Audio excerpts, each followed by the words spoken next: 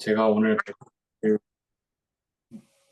주제는 제너레이티브 AI 모델이고, 원래는 VA에 대해서 좀 더 자세하게 설명을 드리려 했는데, 마침 신더시스 AI의 괜찮은 생성형 모델에 대한 좀 흐름이 있어서 참고해 가면서 같이 그 제너레이티브 AI 모델 전반에 대한 내용과 VA에 대해서 좀 자세하게 설명을 드리겠습니다.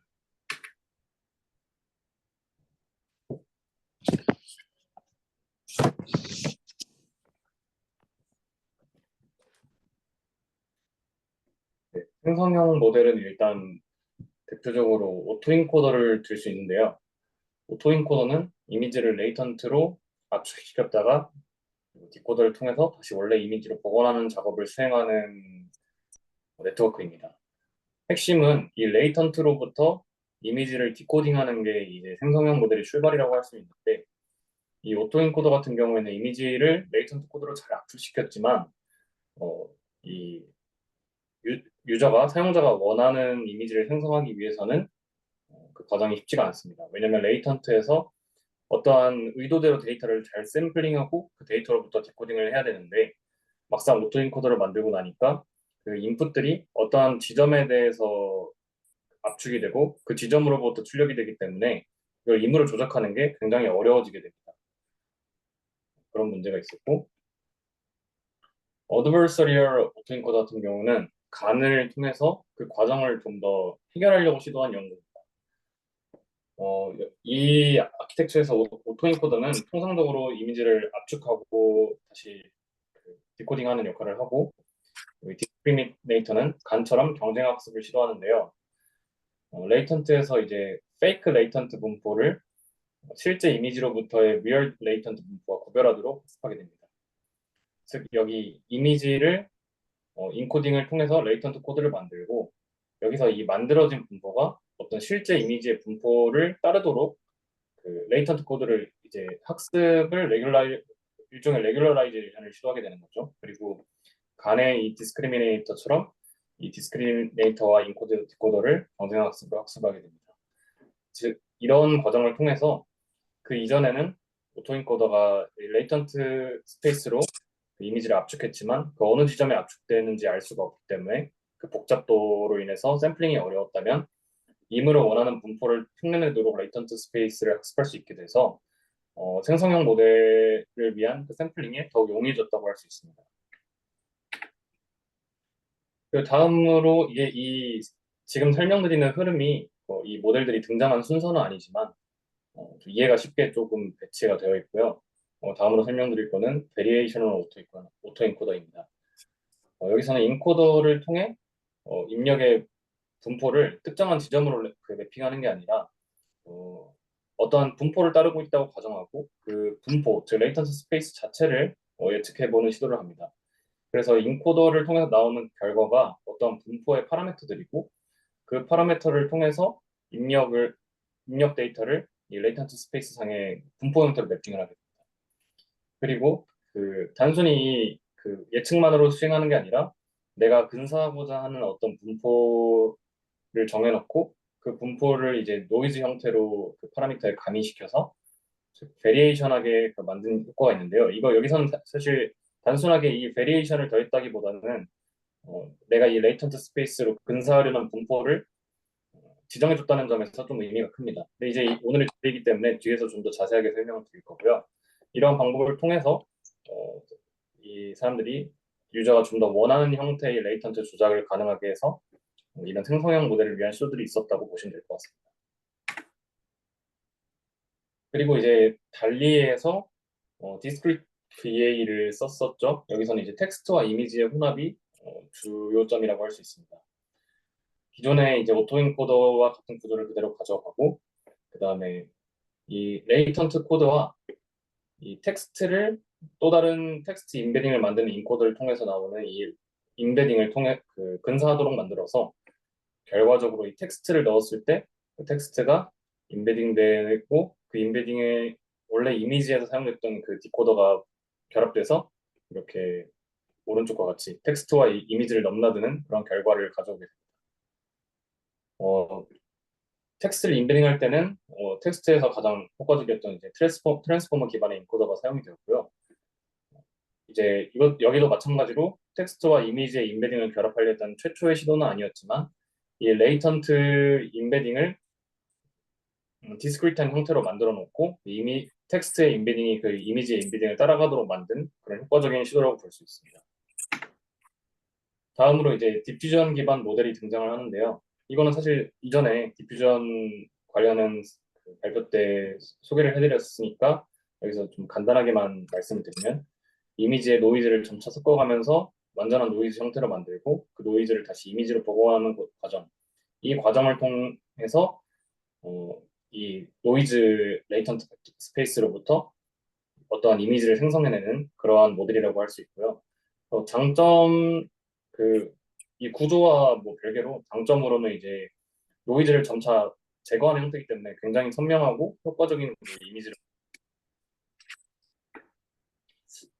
좀 더 이제 최근으로 와서 이제 클립이라는 논문이 있었는데 여기서는 앞선 이제 간과 같이 이미지와 그 어드버서리얼 시도처럼 이미지와 텍스트를 섞으려는 시도가 있었고 여기서는 이제 텍스트와 이미지를 마찬가지로 인베딩을 사용하는데 컨트라스티브 러닝을 통해서 페어하게 만들어 놓고 학습합니다. 즉 동일한 예를 들어 강아지의 이미지, 강아지와 텍스트 이런 식으로 이미지 텍스트 페어 레이턴트를 유사도 매트릭스를 만들어 놓고 이 매트릭스를 학습했기 때문에 텍스트 인풋이 들어왔을 때 유사도를 기반으로 그 해당하는 레이턴트를 만들고 그 레이턴트를 통해서 다시 이미지를 뱉어낼 수 있는 그런 모델이고요.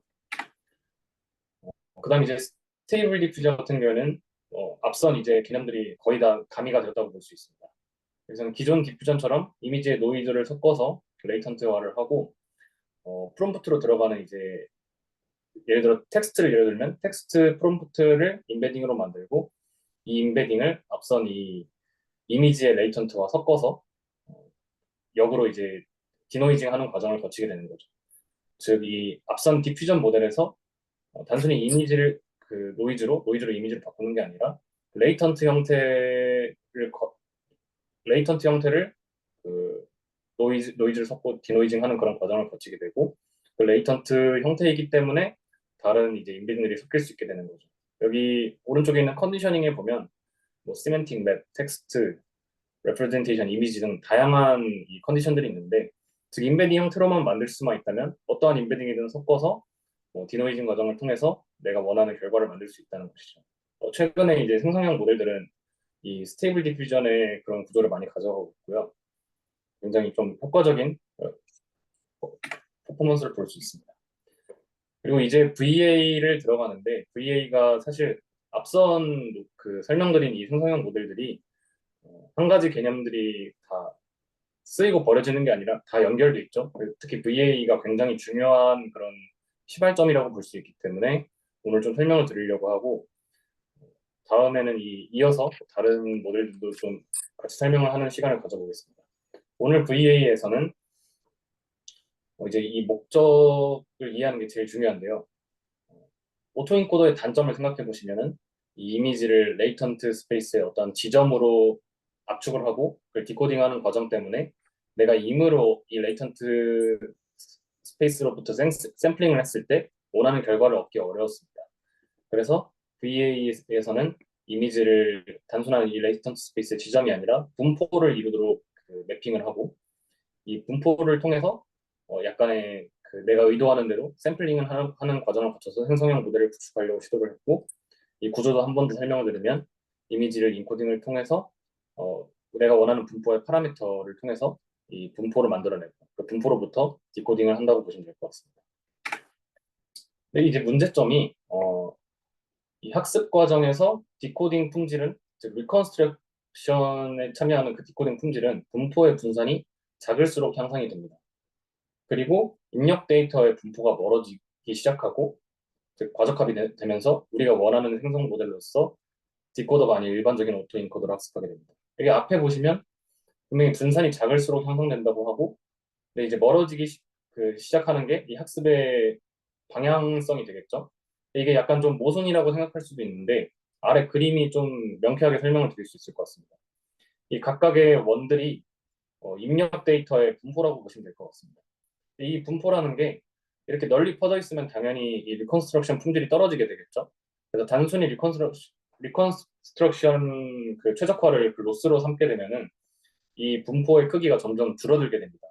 즉 오토인코더처럼 어느 한 지점으로 매핑이 돼서 내가 원하는 그 인풋 데이터의 레이턴트 스페이스 구성이 어, 원하는 것처럼 이제 시멘틱하게 생성되는 게 아니라 단순한 지점 즉 과적합처럼 이렇게 학습이 되게 된다는 거죠. 그리고 또 이 각 입력 데이터가 서로 이렇게 이게 이렇게 가시화할 수는 없지만 임의로 가시화한 건데 이렇게 연결돼 있어야 서로 이게 시멘틱한 부분이 뭉치게 되고 이제 레이턴트 스페이스가 의미를 가지게 되는데 근데 이제 그러한 레귤러라이제이션 텀이 없다면 이 가운데 그림처럼 각각의 인풋이 과적합돼서 떨어지고 이 최종적으로 오른쪽처럼 그 입력 데이터에 대한 레이턴트가 떨어져 있을 뿐 아니라 분포도 굉장히 작은 형태로 오토 인코더와 다를 바 없게 학습이 된다는 얘기입니다. 그래서 이 VA를 해결하기 위한 이 시도를 좀 자세하게 설명을 드릴 건데 먼저 이제 이 VA에서 하고자 하는 이미지와 레이턴트의 결합 분포를 식으로 나타내면은 이 가운데 텀과 같습니다. P의 X, Z와 같고 이거는 이제 베이지 정리에 의해서 PZ의 PX 바 Z나 오른쪽에 PX의 PZ 바 X로 나타낼 수 있겠죠. 우리가 이제 생성형 모델을 만들기 위해서는 당연히 인코더, 디코더가 필요하다는 것을 앞에서 알았고, 그러면 이제 PZ 바 X가 인코더 분포, PX 바 Z가 디코더 분포라는 걸 알 수 있습니다. 그리고 여기서 PZ는 우리가 만들고자 하는 그 레이턴트의 분포라고 할 수 있겠고요. PX는 이미지의 분포라고 할 수 있습니다. 여기서 이제 P는 사전 분포를 의미합니다. 즉, 알 수가 없는 분포들이고요. 여기서 이제 PZ 같은 경우에는 이 레이턴트 스페이스인데 우리가 이제 PZ는 만들고자 하는 것이기 때문에 임으로 여기서 샘플링을 쉽게 하기 위해 가정을 합니다. 어떤 가우시안 분포를 가정을 하고요.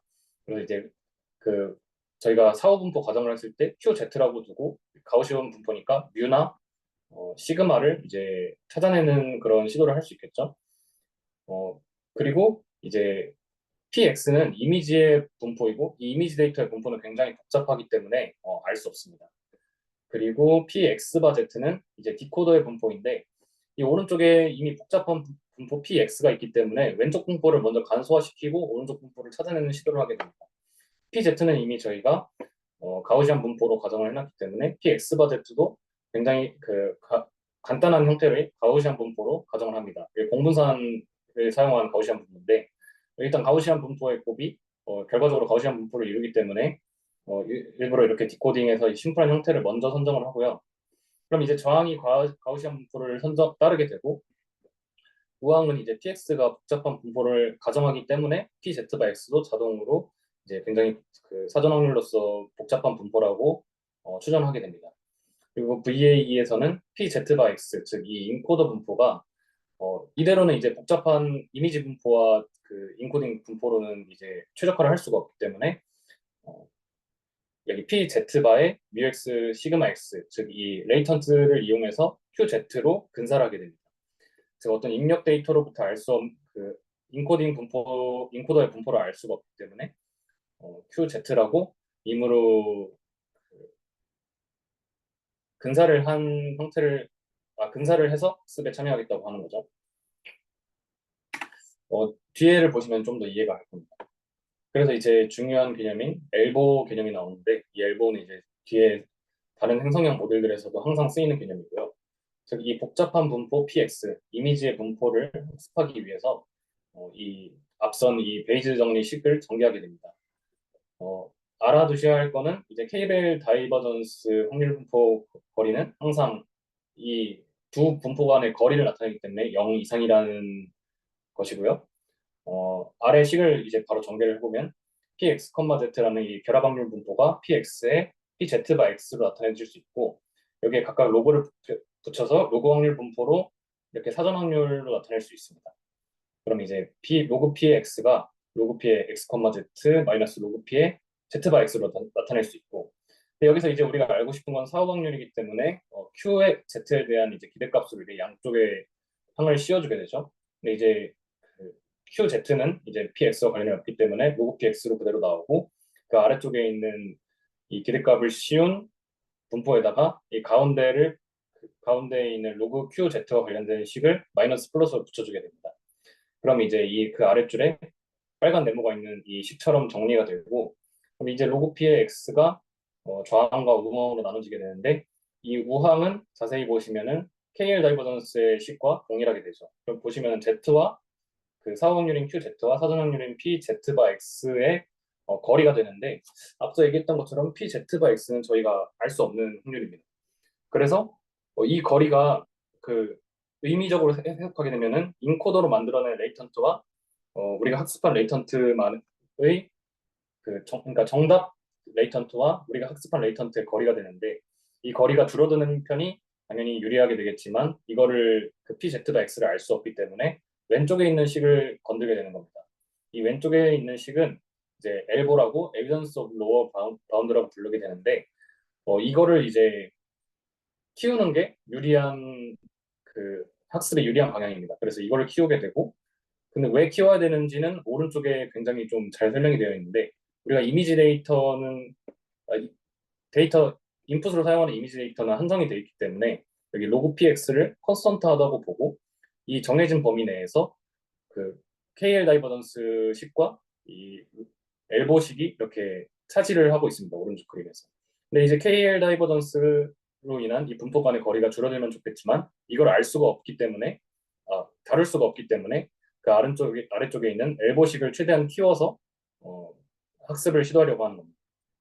그럼 이 엘보식을 그 x, z와 이 qz에 관한 식을 다시 한번 전개해 보면은 여기 아래쪽에 식과 같이 전개가 되고 최종적으로는 오른쪽에 있는 식처럼 나오게 됩니다. 여기 있는 식을 또 다시 보시면 왼쪽에 어떤 기대값 기반의 어떤 식과 오른쪽에는 또 KL 다이버전스 형태로 식이 나오는데요. 왼쪽에 있는 거는 리컨스트럭션 텀이라 부를 수 있고 오른쪽에는 레귤러라이제이션 텀이라 부를 수 있습니다. 왜냐하면 왼쪽에 있는 식을 보면은 인풋 데이터와 그 레이턴트 Z가 디코딩을 통한 그 텀이 들어있기 때문에 즉 인풋 데이터와 아웃풋 데이터라고 볼 수 있고요. 그 말은 실제로 이미지를 넣고 그 출력값인 라벨과 비교했을 때의 로스라고 볼 수 있습니다. 그래서 이미지가 얼마나 잘 복원되었느냐 리컨스트럭션 텀이라고 그대로 이해할 수가 있고 오른쪽에 있는 레귤러라이제이션 텀은 이제 PZ와 QZ에 대한 그 분포 거리로 이루어져 있습니다. 근데 여기서 이제 QZ는 저희가 그 학습을 통해서 알 수 있는 거고 PZ에 대해서는 저희가 사전에 이 가우시안으로 임으로 샘플링을 하기로 했기 때문에 계산이 가능하게 됩니다. 그래서 이제 오른쪽에 있는 그러니까 여기 이 식에 있는 리컨스트럭션 로스와 레귤러라이제이션 로스를 가지고 이제 파이널 로스가 생성이 되게 됩니다. 이런 방법으로 이제 최적화가 진행이 되는 거고 이 과정에서 또 사실 의문점이 있는데 인코딩을 통해서 이 실제 학습 과정에서는 뮤와 시그마라는 분포에 관한 파라미터를 만들고 또 이제 별도의 그 분포에서 샘플링을 통해서 레귤라이제이션을 해서 그 디코더로 보내게 되는데 여기서 이제 파라미터라는 특정 값으로 그 만들게 되면은 사실 백월드에서 문제가 생기게 됩니다. 그래서 이제 여기서는 이제 representation 리파라메트라이제이션 트릭이라고 부르는데 여기 오른쪽 그림에서 디터미니스틱하다는 그 뮤와 시그마에서는 이제 역전파가 백프로파게이션이 불가능하기 때문에 오른쪽처럼 이 샘플 가우시안 그 가우시안 분포에서 뽑아낸 그 값들을 가미할 때 이렇게 그 하변사과 고변산을 통해서 연산을 해주게 됩니다. 이렇게 하면은 이 과정에 대한 또 증명이 있는데 그거는 이제 생략하고 이렇게 했을 때 정상적으로 이제 학습 가능한 형태로 구성을 할 수 있다고 하고요. 이러한 방식을 통해서 VA가 학습을 진행하게 됩니다. 그럼 이제 마지막으로 이제 결과를 봤을 때 이렇게 해서 뭐가 달라지냐 보시면 앞에서 설명해 드린 것처럼 오토인코더는 입력 데이터들이 어떤 점으로 그 압축이 되었다가 디코딩이 된다고 하면은 베리에이셔널 오토인코더와 같은 기능을 썼을 때는 이러한 확률 분포의 형태로 매핑이 되고 내가 이 확률 분포의 값들을 조금 변형을 시킬 수 있다면 내가 이 인풋 이미지로부터 원하는 값을 생성해낼 수가 있게 됩니다. 오른쪽의 그림들도 이게 무슨 그림이냐 하면은 뭐 엠니스트를 통해서 레이턴트 스페이스를 그 시각화한 건데 단순히 이제 오토인코더를 통해서 했을 때는 이 각각의 숫자들이 그냥 아무런 위치에나 분포했을 수 있겠지만 이 그림에서는 비슷한 글자의 형태들이 뭉쳐 있는 것을 보실 수 있습니다. 즉 확률 분포의 모양을 가지고 이렇게 레이턴트 스페이스가 잘 만들어졌다고 볼 수 있고요. 이러한 기반을 가지고 현재 이제 생성형 모델이 효과적으로 레이턴트 스페이스를 만들어서 생성을 하고 있다고 보시면 될 것 같습니다. 오늘 저는 세미나 여기까지 좀 짧게 준비했는데 다음 세미나 때는 이 이후로 이어서 다른 모델들에 대해서도 좀 소개하는 시간을 가져보면 좋을 것 같습니다. 감사합니다.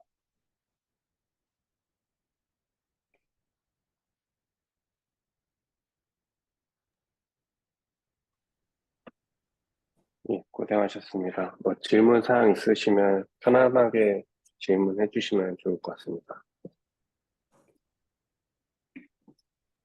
질문이 있는데 그 사전 보고가 그 사전에 정의된다고 하는데 이게 구체적으로 어떻게 진행이 되는 건가요? 이게 레귤라이제이션에서도 이걸 통해서도 사전 분포를 통해서 어떤 레귤라이제이션을 진행하는 것 같은데 사전 분포가 정확하게 어떻게 정의되고 어떻게 사용되는지 좀 다시 한번 얘기해 주시면 감사하겠습니다. 혹시 뭐 보고 계신 페이지가 있나요? 아니요, 그냥 사전 분포에 대한 개념이 여기서 어떻게 사용되고 있는지만 다시 그러니까 찍어주시면. 선 분포라는 게 이제 베이스 정리에서 나오는 개념인데 아, 이제 네. 정말 쉽게 말씀드리면은 사후 분포라는 거는 저희가 학습하고자 하는 분포고 사전 분포는 이제 알고 있는 분포죠. 예를 들어 입력 데이터에 대한 분포는 그러니까 저희가 그 분포를 그 정의내릴 수는 없지만 주어진 관찰할 수 있는 데이터에 관한 분포이고요. 이거를 통해서 우리가 알아내고자 하는 분포는 이제 사후 분포가 되겠죠.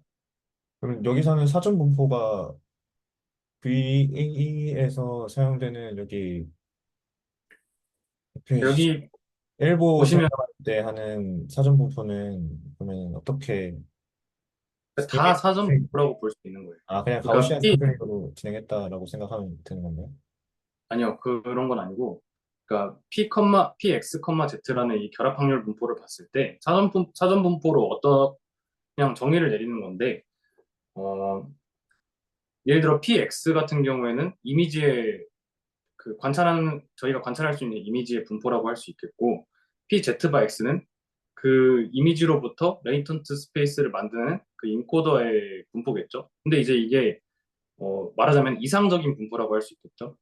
저희가 PX에 대해서 정확히 알아낼 수 없고, 그에 따라서 PZX도 알아낼 수 없기 때문에 모르지만 어떤 그 이상적인 분포를 이렇게 사전 분포라고 이렇게 나타낼 수 있는 거죠. 네, 알겠습니다. 그래서 여기 이제 VA에서 PZX라는 거를 알 수는 없지만, 알 수 없으면 이 문제를 풀 수가 없기 때문에 어프록시메이션을 해서 이 뮤와 시그마 가우시안 분포를 기반한 QZ라고 두고 이제 근사해서 문제를 풀기를 시도한 거죠. 네. 그리고 그러면 예, 마지막으로 그 VA의 결과에 대해서 그 분포로 나온다고 설명을 해주셨는데 네. 여기는 그러면은 평균과 분산 뭐 이런 식으로 결과가 나오는 건가요? 네, 맞습니다. 아, 네, 알겠습니다. 감사합니다. 저 간단한 질문이 있는데, 그 히스토리에서 레이턴트 스페이스는 파라미터 공간인가요? 피처 공간인가요? 레이턴트 스페이스가 파라미터 공간이냐 아니면 피처 공간이냐 말씀하셨는데 네. 음, 그걸 근데 워낙 이제 단어들을 혼재해서 쓰니까 글쎄요. 아, 근데 이 슬라이드인데, 그죠? 네. 그러니까 이제 그런 거죠. 이 레이턴트 스페이스라는 거는 파라미터로 이제 구현할 수 있는 그 공간이라고 보시면 될 것 같아요. 아, 네. 그러면은, 그 뭔가 그러면 파라미터 이제 스페이스에 더 가까운 것 같기도 하네요, 그럼. 일단 네. 뭔가 좀 겹쳐져 있는 개념인 것 같긴 한데 어느 정도 겹쳐 있는 부분이 있는 것 같은데 뭔가 결국 파라미터 공간에 모든 레프레젠테이션을 다 표현할 수 있으니까 뭔가 파라미터 공간이 맞는 것 같은 생각이 드는 것 같습니다. 네, 이걸 이제 이론적으로 설명했을 때 내가 레이턴트 스페이스를 굉장히 작은 이제 2바이 크기의 어떤 플롯 밸류로 만들었을 때 그 표현할 수 있는 숫자 범위에 한계가 있을 거잖아요. 그걸 이제 레이턴트 스페이스라고 볼 수 있을 것 같고 입력 이미지를 거기에 어디든지 매핑을 시킬 수 있는데 이제 단순히 이제 점으로 매핑하는 것보다 당연히 이렇게 확률 분포로 넓게 분포를 시켜 놓는 게 이제 디코딩에 유리하다는 거죠.